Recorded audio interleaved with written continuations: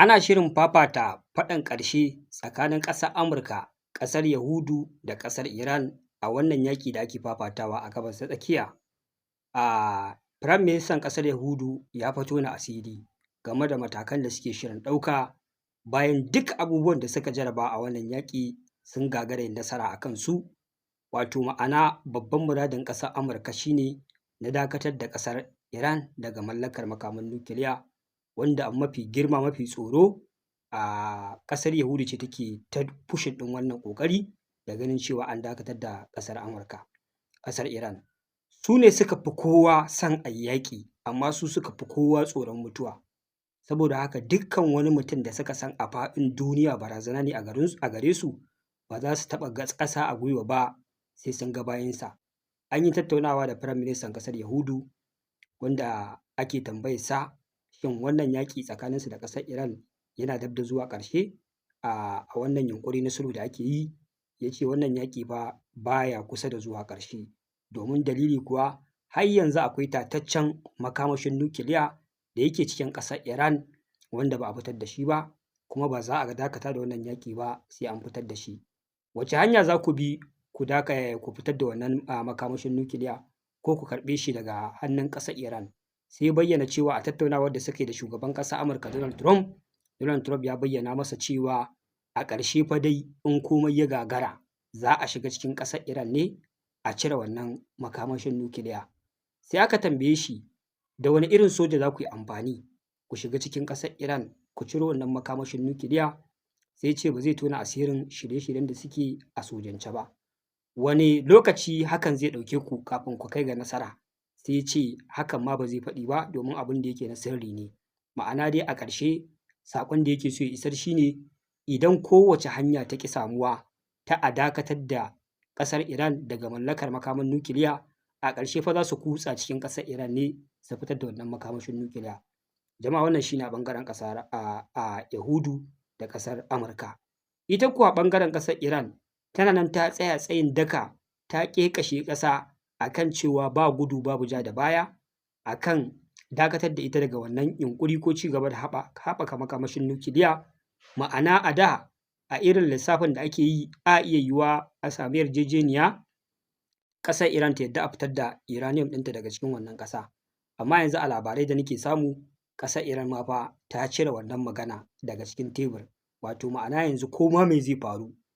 ba za a taɓa fitar da wannan tataccen uranium ɗin daga cikin ƙasar Iran ba. Kowace irin yarjejeniya ko ta wace maslaha za a samu sai dai a same ta fa uranium ɗin nan yana cikin ƙasar Iran. Babbar magana kenan. Ƙasar Rasha a ran da aka yi National Parade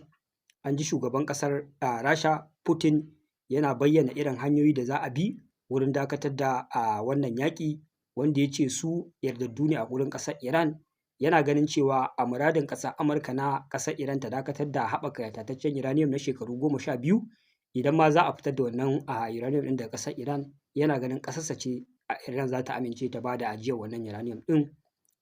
Sai dai an ga ƙasar Amurka ta ƙi amincewa da haka, saboda kamar ta amince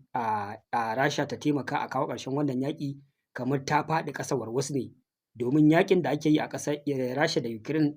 bai ƙare ba, kuma ana ganin kamar shugaban ƙasar Rasha su ne ba su da gaskiya. Sai a ce kuma gashi can suna yaƙi na zalunci, kuma gashi nan su ne suka taimaki ƙasar Amurka ta kawo ƙarshen wani yaƙi, wanda wannan dalilin ya sa ƙasar Amurka ta cire shi a gefe ta fi karkata a ɓangaren ƙasar China. To yanzu an zo an ja ma juna layi. Amurka ta faɗi matsayarta, Iran ta faɗi matsayarta, wanda an riga a wannan satin ko kuma in ce a yau ƙasar Iran ta riga ta ƙara jeranto proposal ɗinta a kan abubuwan da take buƙata a yi mata kafin a dakata da wannan yaƙi ma a zo kan batun tattaunawa a kan makamin nukiliya,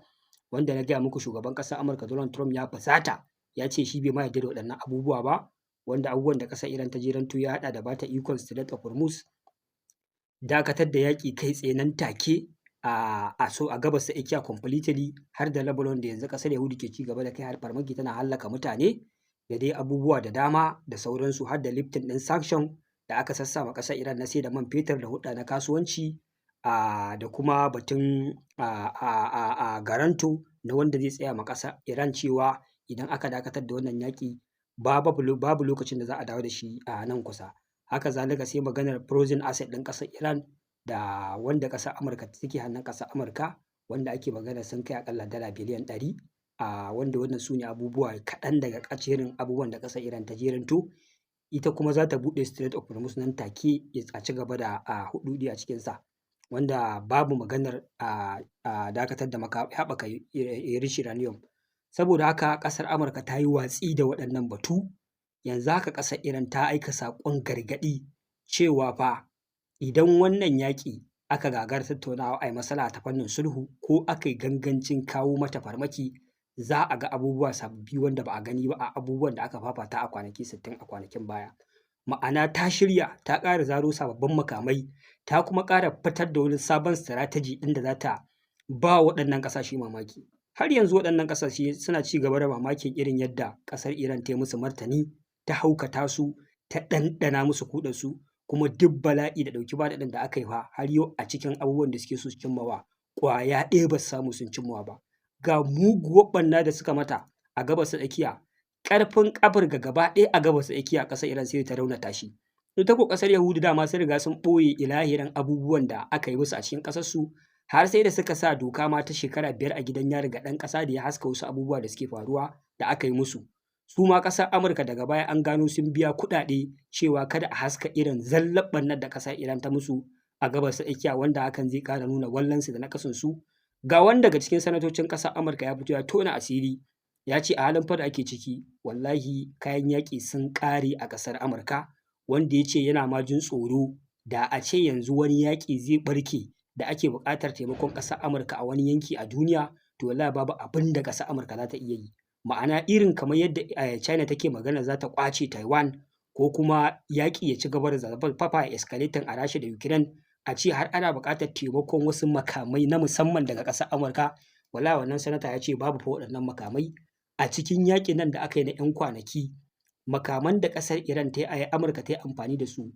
sun fi adadin makaman da ta taimaka aka yi yaƙi a ƙasar Rasha na shekara 4. Babbar magana kenan. Wato yaƙin nan da ake rainawa an yi na 'yan kwanaki ba fa ƙaramin yaƙi ba ne, yaƙi ne da aka zazzage makamai fiye da yadda ba kwa tsammani,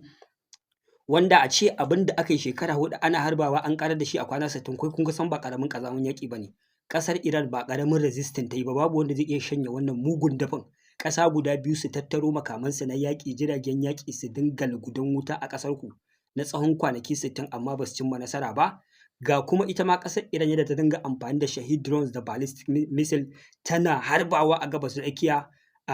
Amurka tana amfani da air defense system tana intercepting, har sai da air defense system ɗin nan missile ɗinsu ya ƙare, ya zama da cewa idan Iran ta harba makami kai tsaye ke da inda ta harba shi. Sannan radars ɗinsu Iran ta lalata su ta yadda ba ma sa iya hango makami ya taho balantana su kare shi, wanda hakan ne sa aka tarwatsa ilahirin barikokinsu da suke gabas tsakiya, wanda abin da ya bayyana cewa da gaske makamai a Amurka sun ƙare, sai da Amurka ta fara rara gefe irin su Japan, irin su South Korea da ta kai defense system ta ajiye in case of wani yaƙi zai iya barkewa, sai da ta fara yunƙuri ta je ta kalato su tare da su gabas tsakiya ta ci gaba da kare kanta. Wannan babu haufi ya nuna cewa da gaske makamai sun ƙare a ƙasar Amurka, wanda a yanzu wannan bayani da shugaban ƙasar Prime Minister ƙasar Yahudu yake yi, ni na tabbatar da cewa ko da suna da wani shiri, wallahi shirin nan ba zai tasiri ba. Kuma an ji sabon shugaban juyin juya halin ƙasar Iran ya ƙara ba wa ilahirin dakarun sojin ƙasar Iran daga IRGC zuwa sauran sojoji na ƙasa su shirya shiri na musamman domin tunkara kowane irin ƙalubale. Ma'ana idan wani yaƙi ya ƙara ɓarkewa za a yi all out war, yaƙin da ina ganin shine faɗan ƙarshe, dole a samu wina a ciki, ko dai Iran ta yi nasara ko dai Amurka ta yi nasara. Na gaya muku Amurka ba ta so a ci gaba da wannan yaƙi, duk cika baki take yi. Dan da tana da wani option na jin cewa ci gaba da yaƙin ne nasara, na rantse muku da Allah magana wai ta rinƙa lallashin Iran a tattauna, ko Iran ta zo da magana ta ce ai ban karɓi magana ko ba, inda ba ta karɓi magana Iran ba da yanzu ta cilla makami an ci gaba da yaƙi. Wallahi ba ta so a ci gaba da yaƙin nan, ƙarya suke yi, saboda sun san me yaƙin ya haifar a iya kwanakin nan, sun san kuma me zai haifar, yaushe ma za a gama ba su sani ba. Saboda haka magana wai wannan barazanar za mu shiga ta ƙarfi mu kwato wannan uranium ɗin, na rantse muku da Allah duk barazana ce. In ma ƙarya suke yi to dai sun ƙara ankarar da ƙasar Iran ta ƙara wani shiri na musamman na tunkarar su. Kamar da na gaya muku a ƙarshe dai fa shugaban ƙasar Amurka 'yan kwanaki dama yake jira ya shalla ƙasar China ya je nemi taimakon China ta taimake shi a kawo ƙarshen wannan yaƙi, wanda na ce muku za a yi ba ni gishiri in ba ku manda. Ga magana ta nan dai tana ƙara tabbata a zahiri. Yanzu haka duk wanda ya bibiyi labarai zai ga cewa yanzu haka jirgin yaƙi aircraft na ɗaukan kaya KC-135 ya ɗebi motoci da kayan intelligence ya shalla ƙasar China, zai je ajiye su ya fara arrangement a yi jiran zuwan shugaban ƙasar Amurka a 13 ko 14 ga wannan watan, wanda kuma a wannan zuwa da shugaban ƙasar Amurka zai yi fa tattaunawa za a yi kan tsakaninsu da ƙasar a China game da za a kawo ƙarshen wannan yaƙi a tsakaninsu da Iran, wanda na gaya muku ba ni gishiri in ba ku manda za a yi abubuwa da ƙasar Amurka take ta yi na tunzura ƙasar Taiwan da ƙoƙarin ba ta makamai a yaƙi kamar yadda aka yi tsakanin Rasha da Ukraine.